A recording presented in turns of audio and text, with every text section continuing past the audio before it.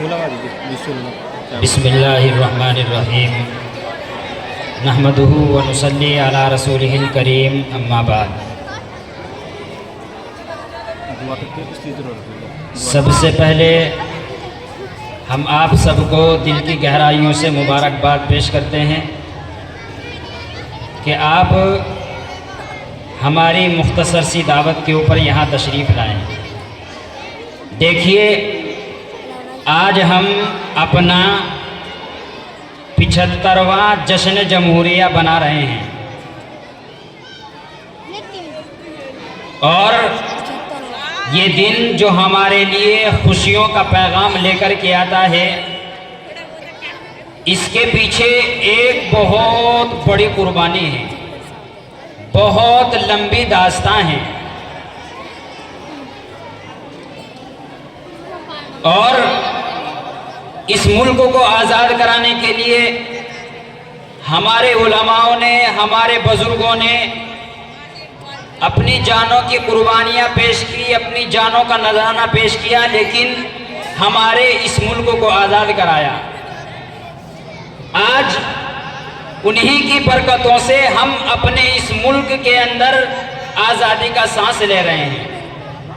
آپ نے دیکھا ہوگا، آج ہمیں تاریخ سے دور لے جایا جا رہا ہے، ہماری تاریخ کو ہم سے چھیننے کی کوشش کی جا رہی ہے۔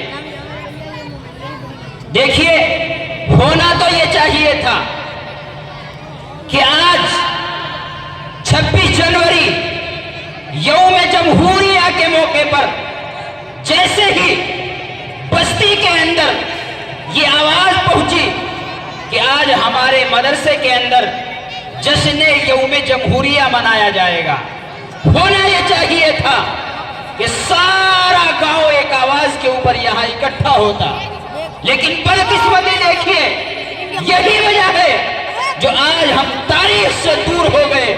ہمیں معلوم نہیں ہمارے علماؤں نے، ہمارے بزرگوں نے کتنی قربانیاں دی، اور کتنی قربانیوں کے بعد ہمارے اس ملک کو آزاد کرایا۔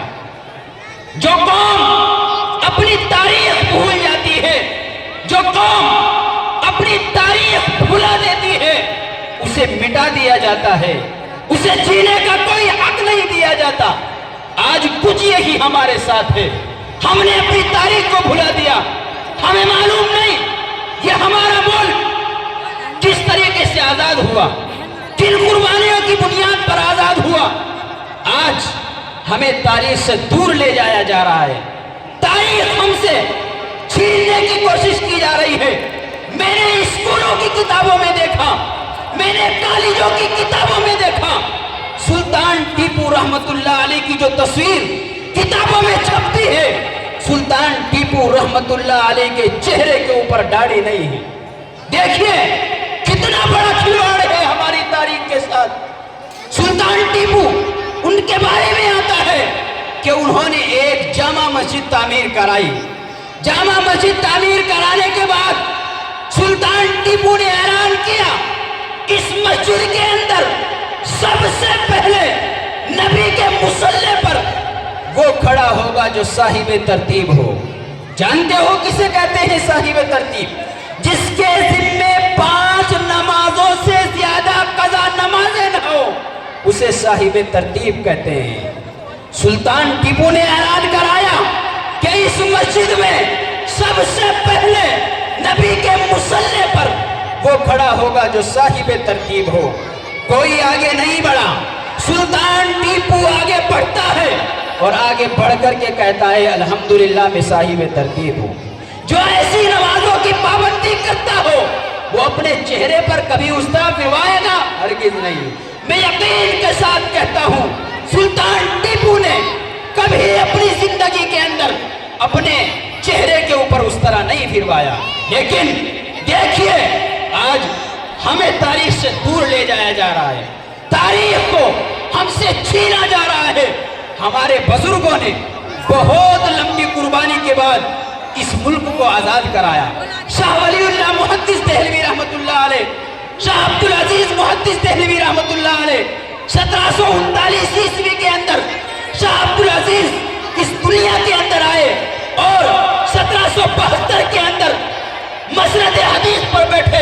1772 عیسوی کے اندر شاہ عبدالعزیز نے سب سے پہلے انگریز کے خلاف جہاد کا فتویٰ جاری کیا. آگے کیا ہوا؟ کون کھڑا ہوا؟ کوئی بدماش؟ کون کھڑا ہوا؟ کوئی اچکا؟ نہیں، ہرگز نہیں. سلطان ٹیپو جب شاہ عبدالعزیز محدث دہلوی رحمت اللہ علیہ کے فتوے کو پڑھا تو سلطان ٹیپو نے مسلمانوں کو جوڑنا شروع کیا، مسلمانوں کو تیار کرنا شروع کیا. 1792 عیسوی کے اندر سب سے پہلے انگریز کے خلاف جو جنگ لڑی وہ سلطان ٹیپو نے لڑی. 1799 عیسوی کے اندر سلطان ٹیپو رحمت اللہ علیہ کو شہید کر دیا گیا. شہید ہونے کے بعد ایک انگریز نے سلطان ٹیپو کی لاش کے اوپر کھڑے ہو کر کے کہا تھا آج سے ہندوستان ہمارا ہے. لیکن دیکھیے، قربان جائیے ہمارے علماؤں کے اوپر، سن 1864 سے لے کر کے 1870 تک ہندوستان کی تاریخ کے بڑے المناک سال ہے. 14,000 علماء کو پھانسی کے پھندے کے اوپر لٹکایا گیا، ہاتھیوں کے اوپر کھڑا کر کے، درختوں کے اوپر لٹکا کر کے ہاتھیوں کو چلا دیا جایا کرتا تھا. دہلی کے چاندنی چوک سے لے کر کے خیبر تک کوئی درخت ایسا نہیں تھا جس درخت کے اوپر کسی عالم کی، کسی حافظ کی، کسی داڑھی والے کی یا کسی کرتا پائجامہ پہننے والے کی لاش نہ لٹکی ہوئی ہو.